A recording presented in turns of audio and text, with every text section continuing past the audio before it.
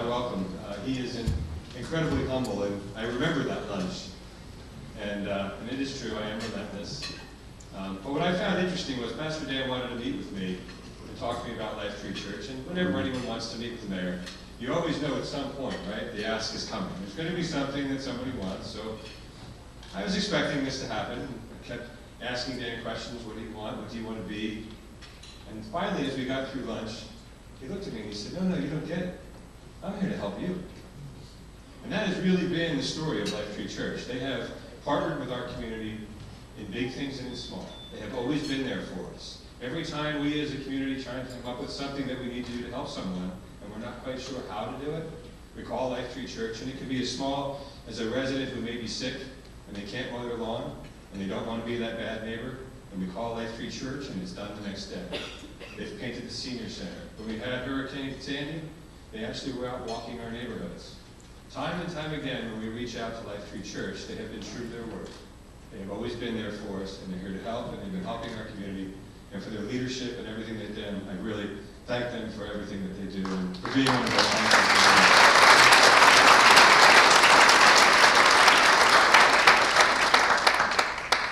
I'd like to thank Bob Pernetti and the Mercer County Chamber for partnering with us tonight on this event. This is something that I'm passionate about. It's one of my favorite events. I love being able to talk about some of the things that we're doing, and I'm also obviously passionate about helping people, and I get to show off my team at the Township to all of you, which is also very exciting for me because we've got a great team, and talk a little bit about them. But before I go any further, I need to say a special thank you to my wife, who absolutely is the rock in our business, in our life, in our family, in our house, and in our house. Things kind of work the other way. She is clearly the mayor of our household, not me. But she really allows me to do the things that I do, and she makes events like this. So please, my wife, Catherine.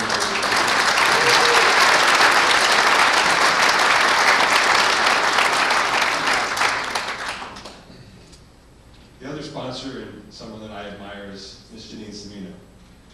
You know, it's difficult when you're married to an elected official. People always recognize the elected official, but there's always someone behind them who is the driving force of their life. And Janine is an incredible person on her own right. She does so much with the chamber. She does a tremendous amount with Ryan's Quest that she talked about before. She is always there. She's always a positive influence. When we wanted to start our Keep It Local program, she stepped right up. She's always been there for us, and she's also the driving force of First Choice Bank, and I appreciate everything that she does.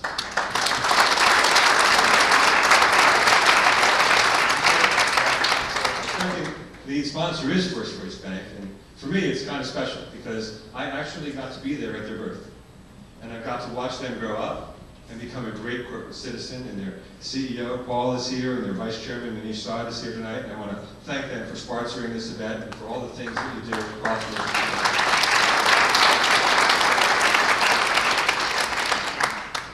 I'd also like to recognize my team. You know, when we talk about, and I'm going to talk a lot about tonight in business terms, since this is a chamber event, and when we think about what you're going to do as a CEO, one of the top things you have to do is make sure that your town or your business could run if you were not there.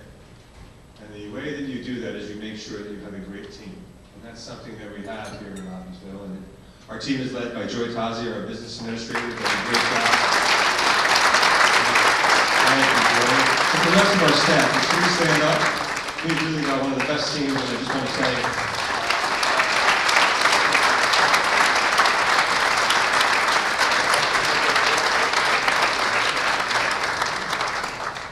one of the great privileges to be mayor, you get all the credit. These are the people who actually do all the work. In addition to having a great staff, I have an amazing council.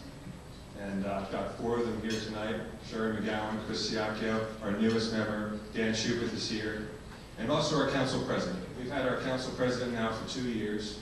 He does a really incredible job as our council president, and he honestly makes my job as mayor a whole lot easier. And I want to thank him for his leadership and his service. Our council president, Ron Litt.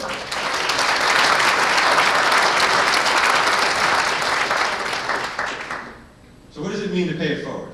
If something good happens to someone, that person turns around and that does good for someone else. It's really that simple.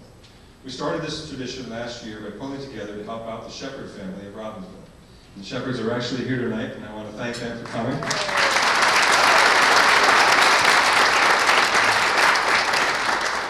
Janine mentioned that at the end of the night, there was not a dry eye in the house, and I was trying to finish my speech, and I was literally trying to find someone not crying so that I didn't start crying.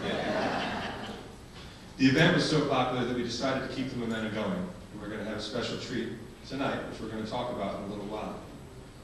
Before we do so, I want to talk a little bit of Township business. And I'm very proud of this year's accomplishments. We have now cut municipal taxes for the second year in a row.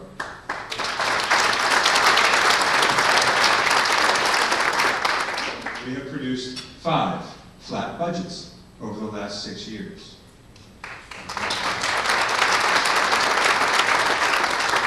When you think about how hard that is to do in New Jersey in this economy, it's because we really follow many of the tenets of business. We run the town just like we would run our business, and we focus on shareholder value.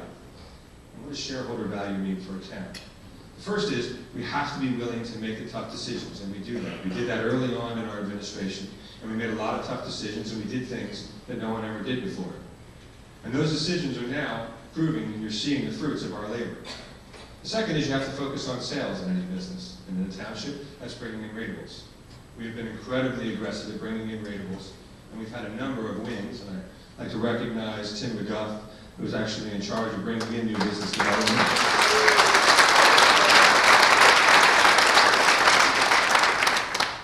We also have to deliver great product, and we deliver great services. Our services are our product.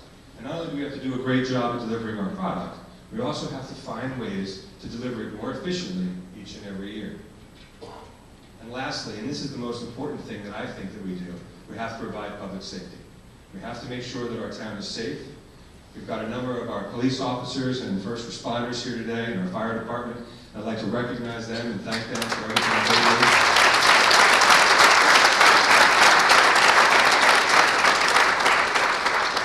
There's been a lot of noise about police and fire and public safety, and it's a very difficult thing to talk about in today's environment, and I will admit that not everything is perfect, but I believe our system is really the best that we have.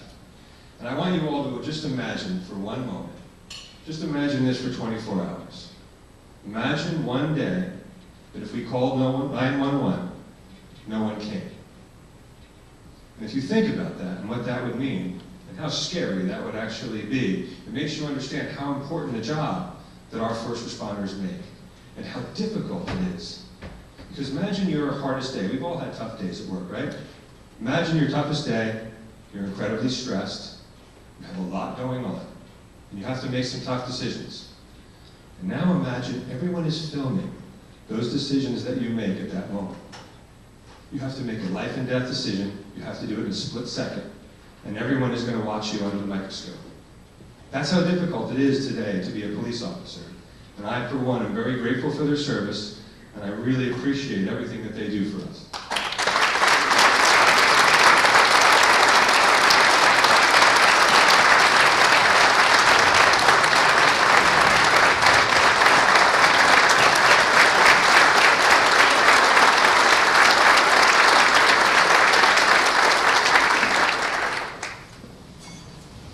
To wrap up all the tenets, comes back to shareholder value. And what does that mean for homeowners? How do you bring shareholder value to a homeowner?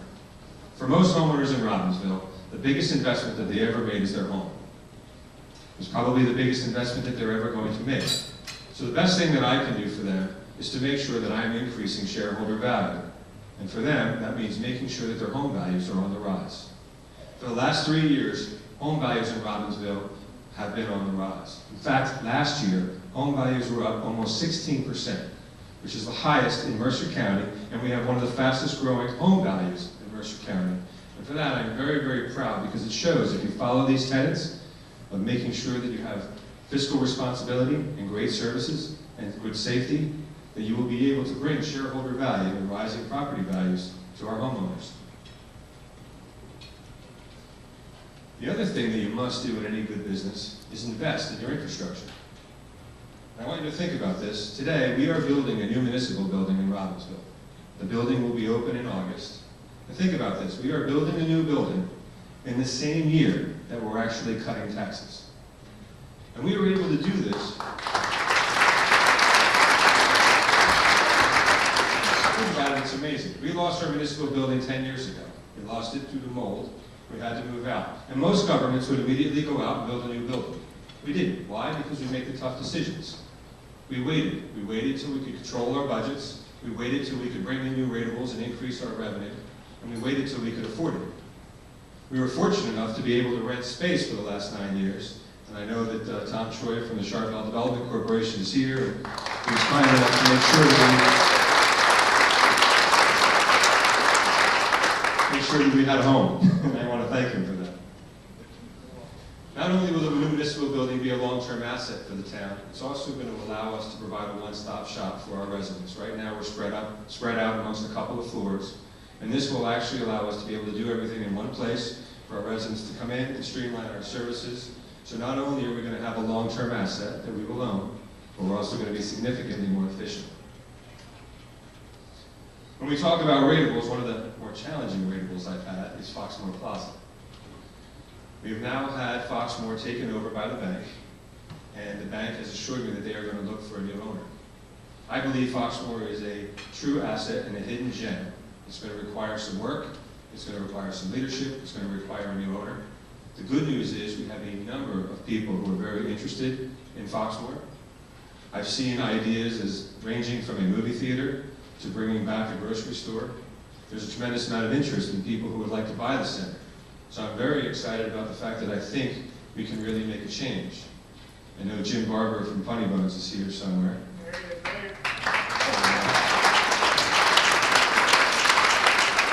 For those of you who have not been to Funny Bones, I highly recommend it. And Jim, I want you to know that I know Foxmoor may look abandoned, but it's not forgotten. I don't want you and the other tenants to know that help is on the way, and we are going to fix that plaza. And I think by the time we're standing here next year, we're going to have a new owner and hold that new set of fresh ideas.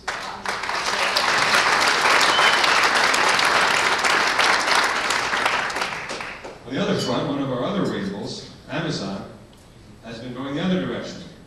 Amazon now has the busiest distribution center on the planet in Robbinsville. They are one of our biggest taxpayers, and they are also by far one of our largest employers. And this Christmas, they definitely challenged us with a little traffic. So you know that story. People ask me, how do you deal with your largest ratable, your biggest taxpayer, at Christmas in their busiest season?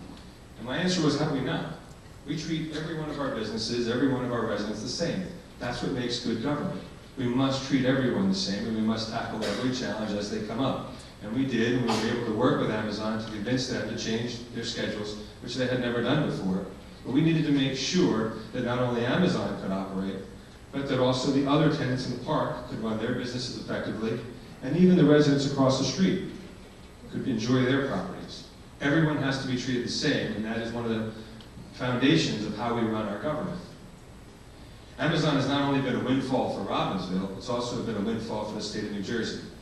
By our estimates, the warehouse in Robbinsville is now generating $100 million to the state budget.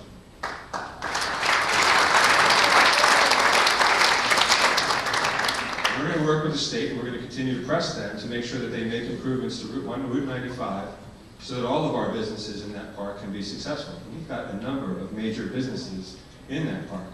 We have McKesson Corporation, and people talk about Amazon, but McKesson Corporation is actually number 5 in the Fortune 500. We have Mercedes-Benz. We have Mercedes-Benz, we have McMaster-Carr, Ritchie Page, just to name a few.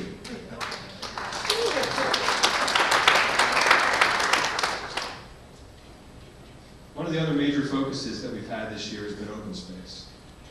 And I'm happy to announce, and just tonight, literally, this slide has dramatically changed due to a couple of developments that have happened in the last 24 hours. The first, I'm happy to announce that we have preserved 16 acres on the south side of town center. And this was a preservation effort that we made because we wanted to create a park in town center, which is our walkable community, and we also wanted to make sure that we could slow down residential development. I'm also happy to announce that adjacent to the park, we are going to be building a town pool with the YMCA.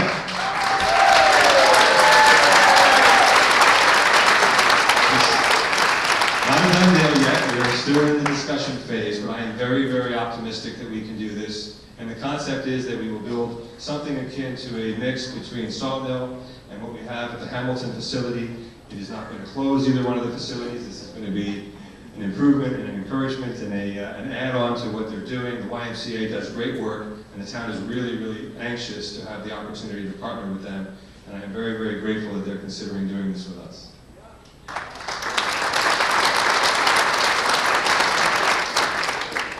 The second piece is the Tamaro property, and some people refer to it as the banana factory, but it's the property that's on Route 130 as you're moving into Hamilton.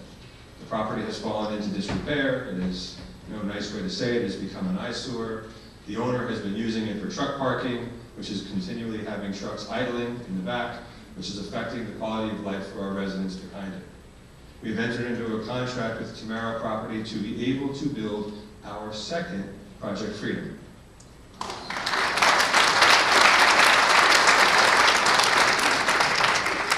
We will also be preserving the entirety of the back of the property so that we can make sure that we create a buffer for our residents behind the property, so that we can also make sure that we protect their property values for the future.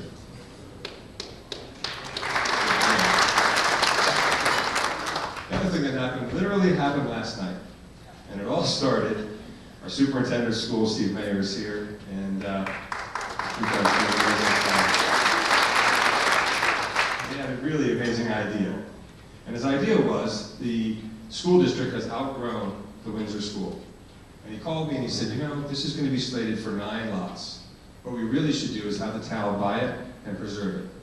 This will be good for the village of Windsor. This will allow us to keep green space. This is going to be good for the Little League so they can keep their T-ball fields there. And it also will allow the rec department to have much needed meeting space that we don't currently have. We've been using the senior center for everything that we do. We wanted to talk about doing more rec night and having a place to do arts and crafts. So when he brought this idea to me today, I was really, really pleased. And I'm happy to announce that last night the school board agreed to sell it to the town. And the town has agreed to purchase it. We're going to make it happen.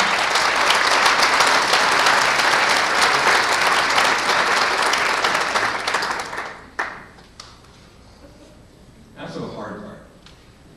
I have 2 big initiatives that we really want to do going into next year.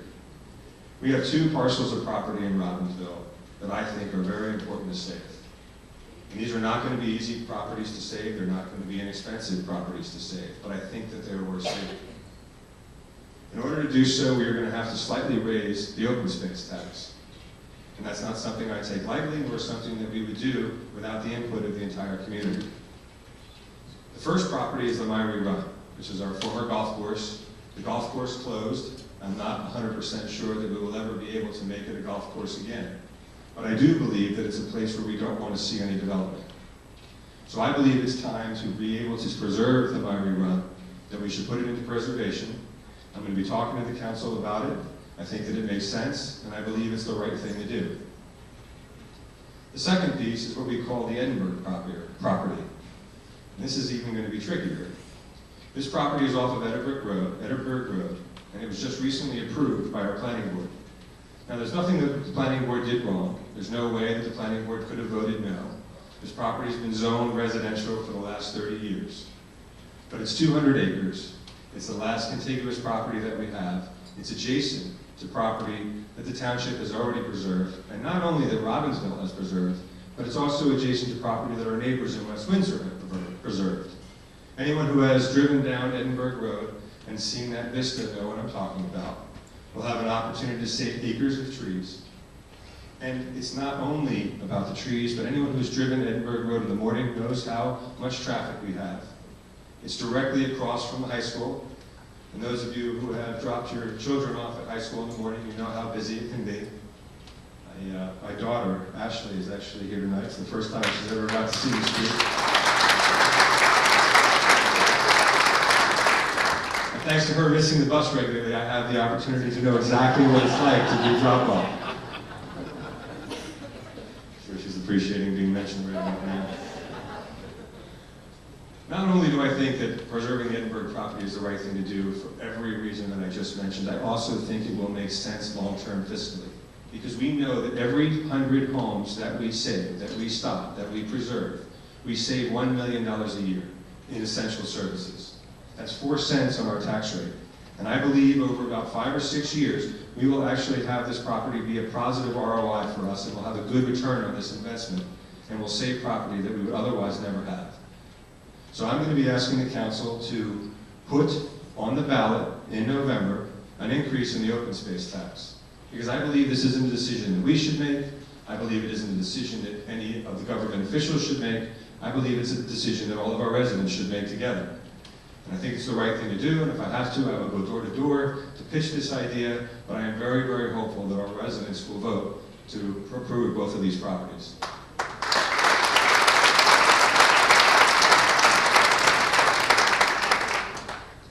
Kind of ahead of my slides. I want to, I noticed that our legislators were here, and Assemblyman D'Angelo is here, and he knows now instantly, because he knows me, that now that I mentioned his name, I'm going to ask for something. He's shaking his head, he knows. One of the biggest challenges that we have, and our legislators do a great job for us in Robbinsville, they really do. They come to our events, they are absolutely incredible. They have always been there for us, they're responsive, I mean, they really do a great job, and I am very, very grateful for their service. But I'm still going to ask for something. One of the biggest challenges we have right now is affordable housing. Our town is being sued by an organization called the Fair Share Housing Group. I'm not even quite sure what they do. And they have asked us to build 1,000 homes in Robbinsville. This would basically destroy everything that we've done over the last 20 years. It would destroy everything that our school district just did, making the improvements to their school. I sat down and met with them to ask them why they are doing what they're doing, and why they chose to give us 1,000 units. And they said, well, we gave everyone 1,000 units. And I found that actually offensive. And I will tell you, there are a lot of towns who haven't done their fair share in affordable housing. But Robbinsville is not one of them. And as I sat and met with them, I said, did you know that actually 10% of all of Robbinsville is actually currently right now affordable? They had no idea. I said, did you know that we have been passionate about working on affordable housing? We have been bringing in group homes. And they said, well, we like group homes, we like things like that, we like Project Freedom. And I said, did you know that we helped invent, literally a decade ago, Project Freedom? The very first Project Freedom was here in Robbinsville. They had no idea. This group, I don't know how they got started, but the way that they're operating, the things that they're doing are absolutely, positively terrible for our community. And what we really need is a law, a good affordable housing law. And we shouldn't allow the courts to make our law. We have a legislature, we have an executive branch for a reason. So I'm really, really hopeful that the legislature can come up with a sensible affordable housing law. I hope they bring back regional credits, because there's a lot of bad things happening in our city, and I think the towns could actually help rebuild the cities, and we want to help. We want to see our cities thrive. We want to see our communities thrive. And we also want to recognize the towns that are passionate about affordable housing and those that are doing our fair share. So that is my ask, and I hope, and I'm very grateful that we can perhaps make this happen.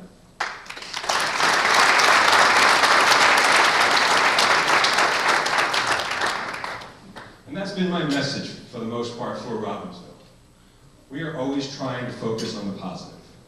You know, too often in politics, there's too much negativity.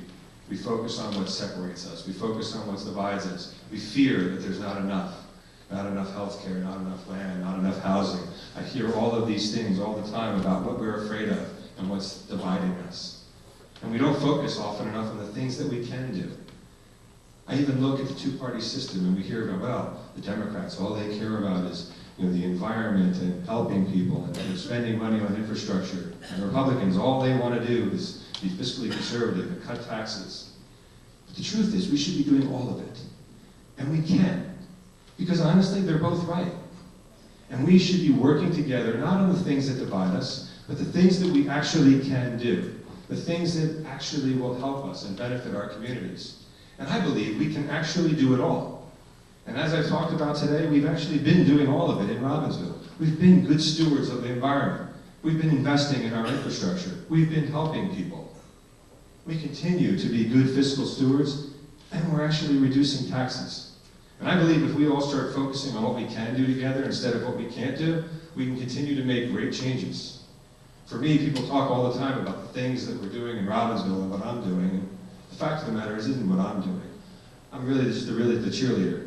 I get to watch a community that is growing and thriving and and doing amazing things.